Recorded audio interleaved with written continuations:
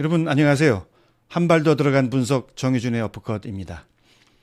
많은 사람들이 지방 소멸을 걱정합니다. 큰 문제죠. 그런데 지금 당장 서울과 수도권을 걱정해야 합니다. 서울 이태원에서 일어났던 끔찍한 비극 12구 참사죠. 이때 20대 희생자, 특히 여성 희생자가 많았다고 합니다. 그런데 또 다른 측면이 있습니다. 12구 참사 희생자 159명 중에서 여성 희생자가 64%, 20대 희생자가 67%였죠. 그런데 사실은 수도권 거주자가 111명으로 70%였고요. 수도권에 거주했을 것으로 추정되는 외국인 희생자 26명을 포함하면 137명으로 86%입니다. 거의 90%죠.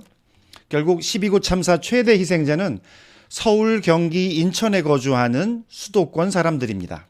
대한민국 인구 51%가 전국토의 11.8%에 불과한 수도권에 몰려 살고 있습니다. 이거 세계 최고 수준입니다. 이 다음으로 오는 데가 어디냐면 일본의 도쿄 권역이거든요. 여기가 35%, 그 다음이 런던이랑 파리 권역인데 여기 뭐 고작해야 15% 정도입니다. 그러니까 대한민국 수도권에는 어마어마한 인구가 밀집돼서 거주하고 몰려 살고 있는 거죠. 이미 수도권 과밀하고요. 이미 초집중 상태입니다. 그런데 이미 과밀 상태인 이들이 또 다시 서울로 집중한 거죠. 그러니까 초집중이었던 겁니다. 자, 그래프 볼까요? 서울 아파트 값이 평균 10억이 넘어갔죠. 브레이크가 안 걸린답니다. 폭등하는 집값 때문에 서울 인구는 30년 전 1100만 명에서 지금 940만 명으로 내려갔습니다. 그런데 1993년 30년 전에 700만 명이던 경기도 인구가 현재 1361만 명으로 거의 2배가 됐습니다. 지금 경기도에는 원래 살던 원주민 플러스 서울에서 밀려난 사람들 플러스 서울로 가고 싶은데 집값이 비싸서 경기도에 정착한 지방으로부터의 이주민들, 이런 사람들이 몰려서 살고 있는 거죠. 이들을 위해서 정부는 신도시를 건설합니다.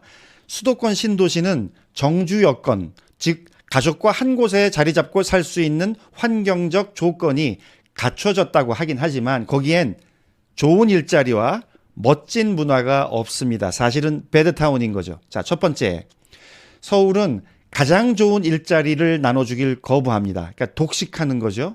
넓은 땅이 필요한 생산 공장만 여기저기에 지어줍니다. 그게 지금 평택까지 내려갔어요. 과거에는 좋은 인력을 구하려면 기흥 이남으로는 안 된다 해서 기흥이 남방 한계선이었는데 너무 많은 사람들이 수도권에 몰려오다 보니까 이게 이제 평택까지 내려간 거죠.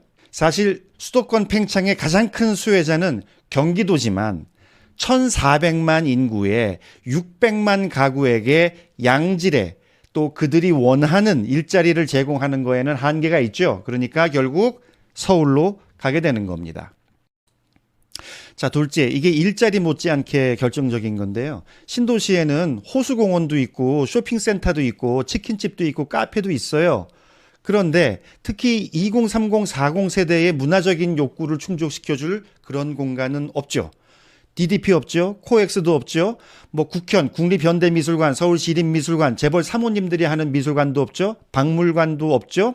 청담동도 없죠. 힙플레이스라고 하는 성수동, 익선동, 힙지로, 을지로도 없죠. 그러니까 결국 공연 전시, 나이트라이프, 축제를 즐기러 다시 서울로 가는 거예요.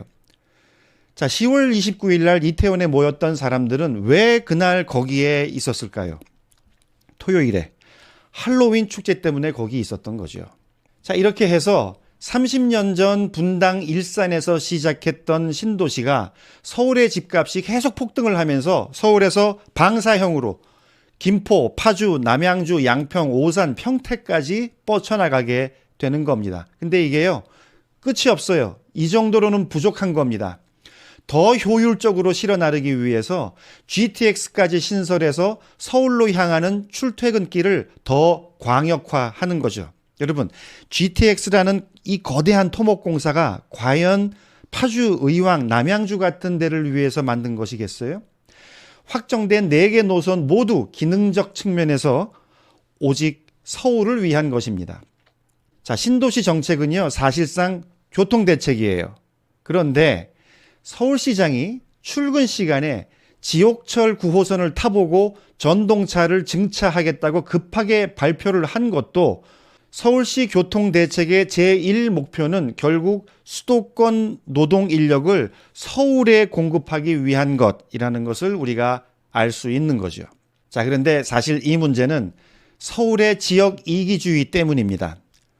수도권 신도시 정책의 목표는요, 수도권에 거주하는 양질의 젊은 20, 30, 40 세대의 노동력을 서울에 공급하기 위한 겁니다. 이거를 사실상 착취 구조라고 해도 틀리지 않습니다. 자, 서울은 가장 좋은 직업을 독점하면서 그 아래로 직업의 먹이사슬을 수도권 인력으로 채울 수 있는 그 기득권을 놓지 않으려고 하는 거죠. 자, 수도권 인력은요, 세계 최고 수준의 인력입니다. 거의 대부분 대학 나왔죠. 남자들은 모두 군대를 제대했죠. 그러니까 아주 훈육된 인력입니다. 상명하복에도 아주 익숙해요. 그리고 전문성에서도 훌륭합니다. 세계 어느 나라에 가도 이 정도 양질의 인력이 이렇게 많이 존재하는 지역은 굉장히 드뭅니다. 자, 그런데 착취하는 표현이 좀 과하다고 보시는 분들도 있을 수 있어요. 물론 본인들의 선택입니다. 그런데 하루 3시간, 4시간, 심지어 5시간 출퇴근을 무릅쓰고 또 비명이 난무하는 서울 시내 지하철을 견디면서 또 이 수많은 사람들이 반복해서 그런 결정을 한다는 것은 결국 그 사회 구조에 문제가 있는 거죠. 여러분, 출퇴근에 3시간, 4시간을 허비해야 하는 나라가 이 지구상 어디에 또 있습니까? 출퇴근 시간 관련해서 기사가 이제 나오잖아요. 그럼 그 밑에 댓글들이 달리는데 서로 나는 4시간이다, 나는 5시간이다 하는 사람들 간에 경연이 벌어집니다. 배틀이 벌어져요. 굉장히 희귀한 경우죠.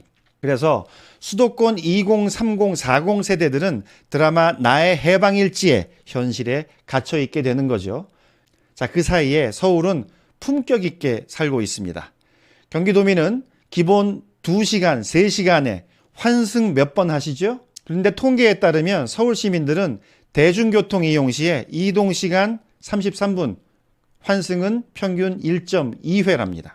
자, 이렇게 저의 이야기가 너무 좀 주관적인 아니냐 이렇게 얘기하시는 분들이 있을 수 있어요. 물론 경기도에서 경기도로 출퇴근하는 사람들도 많습니다. 그 비율이 사실은 더 높아요. 근데 문제는 뭐냐면 수백만 명이 한꺼번에 서울로 집중하게 되면 이게 사회적, 국가적 문제를 낳게 된다는 거죠. 우선 사고도 사고지만 나의 해방일지에서 보듯 경기도 청년 세대, 30, 40 세대가 너무 힘듭니다. 그래서 지방선거 때마다 경기도지사 후보들은 여야 할 것 없이 첫 번째 공약으로 도민 여러분께 1시간을 돌려드리겠습니다. 이런 공약을 내놓게 되는 거죠. 아니 도대체 출퇴근 시간이 몇 시간이기에 1시간을 줄여주겠다는 겁니까? 자, 그런데 정말 심각한 문제는 서울이 위험도시가 되고 있다는 거죠. 수도권은 이미 과밀화로 문제가 많다는데 그 수도권 인구가 또 서울로 집중되면서 서울과 수도권 사람들이 위험해진다는 겁니다. 사실 서울은 이미 참사 대기도시라고 이야기를 해도 과언이 아닌 거죠. 서울 지하철 9호선은 공중부양으로 유명하죠. 출퇴근 시간에 강남역, 신림역, 서울역, 동대문, 구로, 종강역 같은 데를 보세요. 거대한 개미굴입니다. 주말 저녁 홍대역에서 제가 한 번은 공포감을 느낀 적이 있습니다. 지하철을 내려서 올라가는데 이거는 인파의 물결 수준을 넘어서 한 덩어리에 떡이 돼서 올라가는 거예요. 그때 제가 했던 생각이 뭐냐면 저 위에서 만약 한 사람이 넘어진다면 무섭지 않아요? 문제는 서울 사람들과 서울을 오가는 수도권 사람들은 이러한 공포스러운 밀집에 이미 익숙해져 있고요. 이걸 당연하게 받아들인다는 점입니다. 이태원 희생자 부상자들이 그때 자기가 죽거나 다칠 수 있다는 생각을 했을까요? 저는 안 했을 거라고 생각합니다. 그냥 참으면서 덤덤하게 그 군중 속에 서 있었을 거예요. 왜? 서울에선 매일 이렇게 사니까. 이쯤 되면 사고의 전환이 필요해요. 이제까지는 지방 소멸을 얘기했습니다. 제가 부산 사람이잖아요. 부산을 뭐라고 표현하냐면 노인과 바다라고 합니다. 젊은 사람이 특히 많이 빠져나가요. 이걸 보면서 큰일이다 고민을 했었는데 이 사람들이 다 서울로 몰리고 서울이 미어 터지더니 결국 사고가 난 겁니다. 그래서 이 문제는 지금 당장의 문제인 거죠. 한번 따져보도록 하죠. 의료와 방역 시스템이 우리나라 최고인데도 서울의 코로나 확진자 비중이 압도적이었습니다. 그래서 코로나 난리일 때 지방에서는 서울에 안 갔죠. 전염병이 가장 취약한 곳이 바로 서울이에요. 두 번째가 어디겠어요? 당연히 수도권이죠. 자, 폭우로 2022년 서울에서 물난리가 났습니다.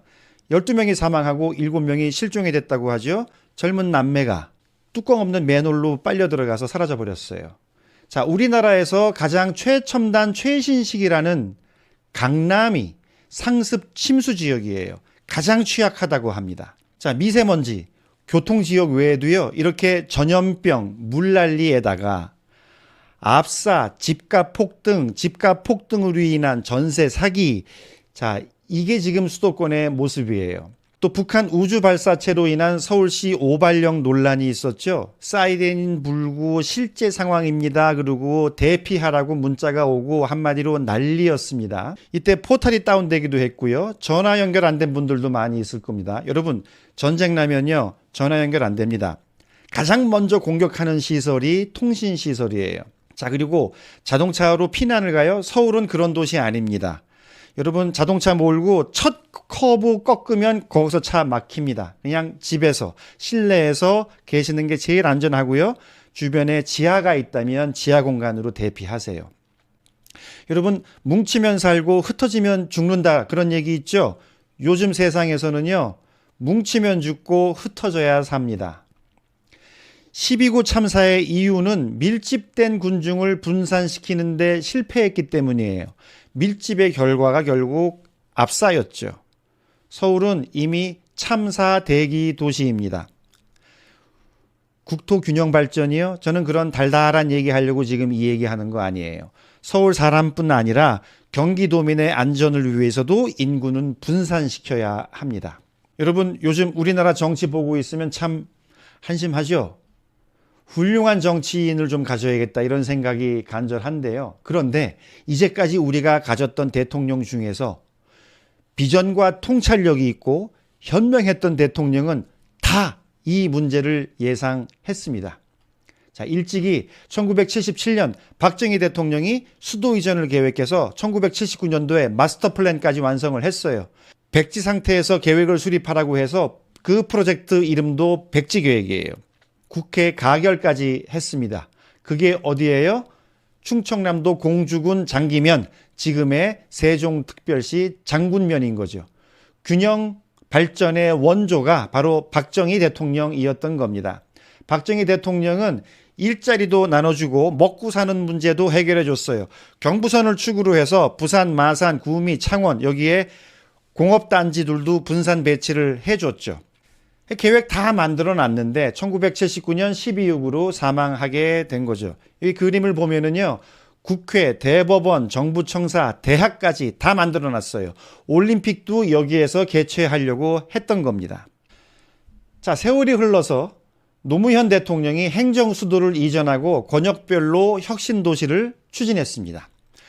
헌법재판소의 그 황당했던 관습헌법 판결 때문에 절반의 성과가 되기는 했으나 공공기관들을 전국 곳곳에 분산 배치했던 미래도시 프로젝트였던 거죠. 그래서 박정희와 노무현은 미래를 고민했던 통찰력의 지도자였던 겁니다. 군대를 동원해서라도 수도 이전을 막고 싶다고 했던 이명박과는 차원이 다른 지도자였던 겁니다. 자, 국가 균형 발전, 그리고 서울과 수도권의 인구 분산, 대한민국 역사상 가장 훌륭하다는 이야기를 듣는 대통령들은 거의 50년 전서부터 추진했던 정책입니다. 근데 아직도 완수되지 않은, 오히려 더 심각해졌죠? 그래서 더 절실한 정책입니다. 지방도 먹고 살아야겠지만 서울도 살고 무엇보다 안전해져야겠습니다. 여러분, 참고가 되셨다면 구독과 좋아요 부탁드리겠습니다. 감사합니다.